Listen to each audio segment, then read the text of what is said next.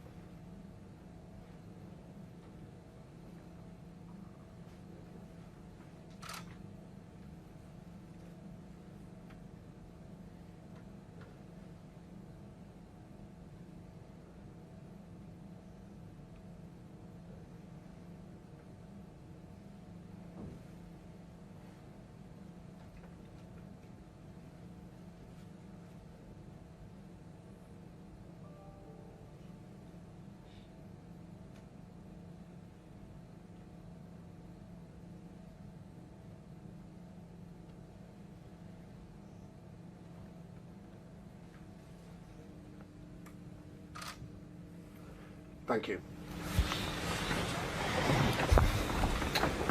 We'll now proceed with the pre-match press conference for our UEFA Champions League game against FC Copenhagen tomorrow with Erik ten Hag and Diogo Dalot. Let's start with Samuel. Erik, it's obviously been a difficult couple of days for the club.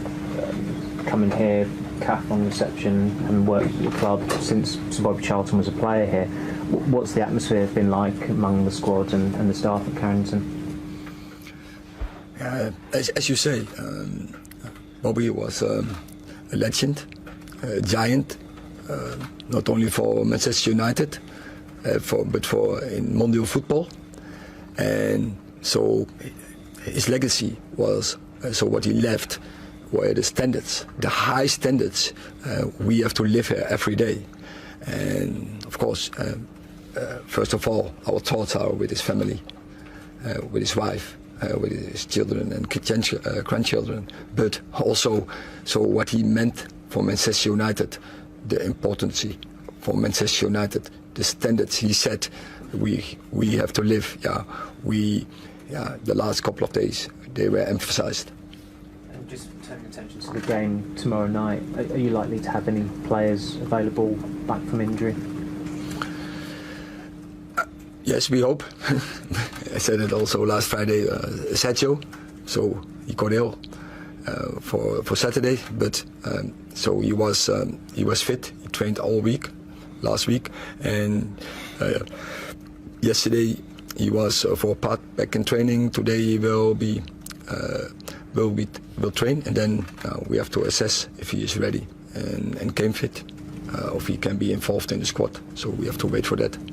What prompted that development for him to be available?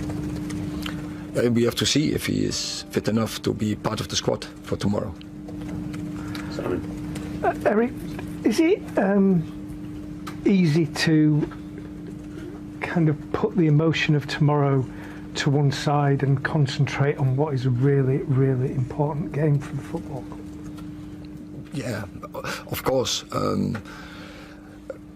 We are professionals, and it's our job. But you can't ban emotions, but use the emotions in the right way. I think Diogo did very good last Saturday, and he scored a goal. So in the memory of Bobby Charlton, I saw a goal from him. I think it was on Wembley from distance, and like Diogo did. So use that in that way. Diogo, for you. Clearly, you don't know Bobby Charlton, you would never have seen him play, but you're aware of the impact of what's happened has had, not just on Manchester United, but football as a whole. How does it feel for someone to say, like your manager just said, score a goal that's as appropriate on Saturday as yours was? I mean, first, it's a big privilege to when you combine Sir Bobby's goals and they relate to one of your goals of your own. I think it's always a privilege to hear that something like that. But I was fortunate enough to get to know him since I arrived to the club. He was always there after the games with us, no matter if we won the game or if we lost the game. He was always there to be ready to give you a word of appreciation. Sometimes he would even say that we had to play a little bit better, but that just represents the standard of this club and the standard that we wanted for this club. And I think this is something that we have to look back and see, okay, if legends like this got the club to win the best titles, the best games, scoring the best goals, we have to follow those steps, and he was definitely one of those that you should follow the steps. Okay, one over here. Sky. Diogo, talking about legends like Sir Bobby, obviously, growing up in Portugal, I suppose Eusebio is probably regarded as the legend of Portuguese football. The pair played against each other in that '68 European Cup final. How aware were you of what Sir Bobby Charlton was, what he represented as a player? I mean, it was something that individually, when I arrived to the club, I always tried to know a little bit more about the history of the club, whether if it was close history or even a little bit more longer history. But hearing about Sir Bobby was something that you had to add that no matter what. If you were here for one day or if you're here for several years, you obviously know him. And this type of, like I said, this type of legend is something that someone that you should follow, not just the impact that he had on the club, but I think for English football, for world football, he was an example, and for someone like me that likes to follow good examples, he was definitely one of those, and it will be present on me for the rest of my career. And Eric, can I just ask you about the game tomorrow? Given the state of the group, is it must win against FC Copenhagen? We have to win every game, but if you see the group, if you lose the first two games, and definitely you have to win, James. Eric, obviously a disappointing result against Galatasaray, but one of the positives from that game was Rasmus, Højlund's performance, scored two excellent goals, very different goals, up against his former club tomorrow. Do you feel that game offered a glimpse of that sort of the real potential he has, and they're the sort of moments to sort of whet the appetite and excite United fans about what might come in the years ahead from him? Yeah, so first of all, we have to work on our routines. He's not so long. He misses pre-season, he misses the first 4 games, but I think from the moment he came in, he gives the team a lot. But when the routine, so when the combination, when the cooperation will be better, I think that split moment will give him more time and make better decisions and to score more goals. But I think, the goals you reference on against Galatasaray were definitely 2 brilliant goals, and as well also the one in Munich. But I think he's a player. He will be always in scoring positions in our team, and I'm sure, I'm confident, as well as for Marcus Rashford, same. They were always in every game, when we do as a team do what we have to do, they will be always in scoring positions, and then it's about finishing. And I think when you analyze all the games so far, we have seen that they are in scoring positions. Okay, one from the Danish media. Yeah, thank you. It's a question for Mr. Ten Hag. Christian Eriksen hasn't started a game since the 20th September, and against Sheffield United he started out on the bench, even though Casemiro was out with an injury. Eric, how far is he from the team, and is he just not good enough at the moment to start a game? Oh, definitely, but he takes part in every game, and you see his importance when he's on the pitch, and then he has a big influence on our team by creating, and it's a great player. It's a brilliant player, and he's very important for our squad. And just to sum up, and just the reason why he's not starting then. Oh, we have many good players. We don't have a squad with 11. We have a squad where it's internal competition, and in the back we have some struggle to line up. We don't have so many numbers, but in the midfield department there's a huge competition internal in our squad. Thank you. Rob.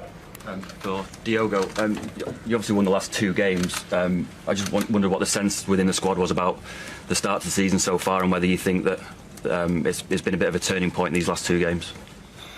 Yeah, I mean, I think every game for us is an opportunity to show that we want to build confidence, we want to build momentum. Obviously, when you win games, it's easier to get that confidence, and we have shown that in these games when you probably don't play the way that you would like to play, you have to find a way to win, and I think we've shown that we have that quality. We have fantastic players that can show up and turn up and give us what we need to win games, and I think we have to use these wins to build this momentum and build this confidence for the next games. Jeremy at the back. Would it be a really fitting tribute to Sir Bobby for from the team to actually win this game tomorrow night, given it's the first one at home since he passed away? I didn't hear the first part of your question. Would the perfect tribute to Bobby be for the team to actually win the game tomorrow night? Definitely. And first we want to win and to tribute Sir Bobby Charlton, but also you want always to do that in a certain way, and that is what we are aiming for. But it's not always possible. In football, sometimes you don't play that well, but then still you have to find a way to win. And so I was happy Saturday that we could show tribute by a win, but also the way we scored that second goal. Another Danish question. Yeah, another question from Denmark. Erik, Rasmus Højlund, he plays against his former club tomorrow.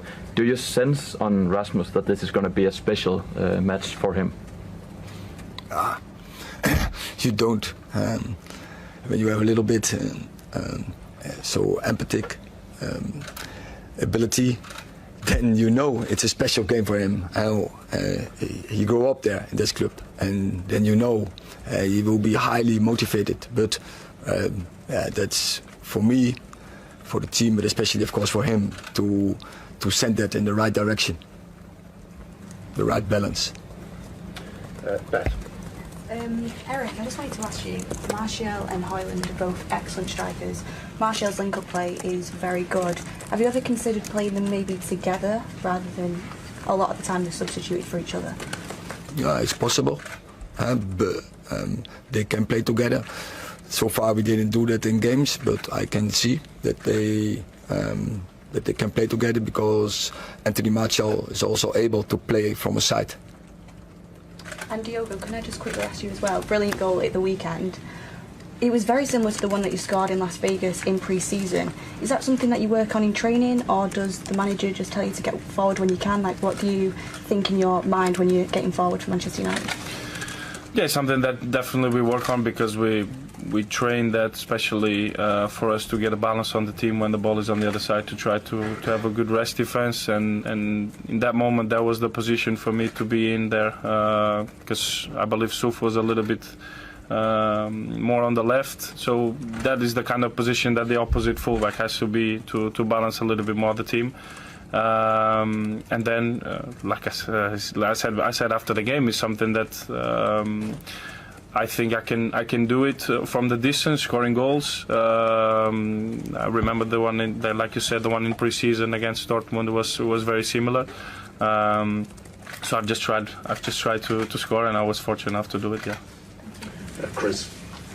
Hi Erik, just wanted to ask you what kind of atmosphere you're expecting at the stadium tomorrow, and as a coach, how can you harness that to your advantage? I think it's always special every night on Old Trafford, and the fans are always so behind us, so this is a strong bound.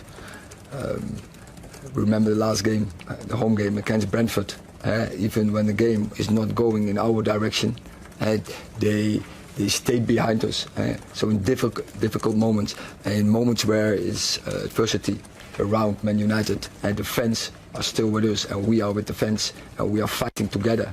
So definitely tomorrow, after passing away from Sir Bobby Charlton, their hero, their legend, their giant, I'm sure there will be even more very emotional evening. I expect tomorrow night. Yeah.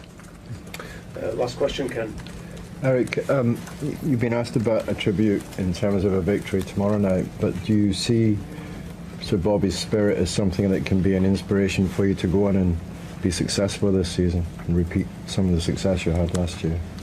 So he is in front of Old Trafford with Dennis Law, with George Best, and he's always with us, and they are always a huge inspiration for us every day, so in every game. Thank you very much. Thank you.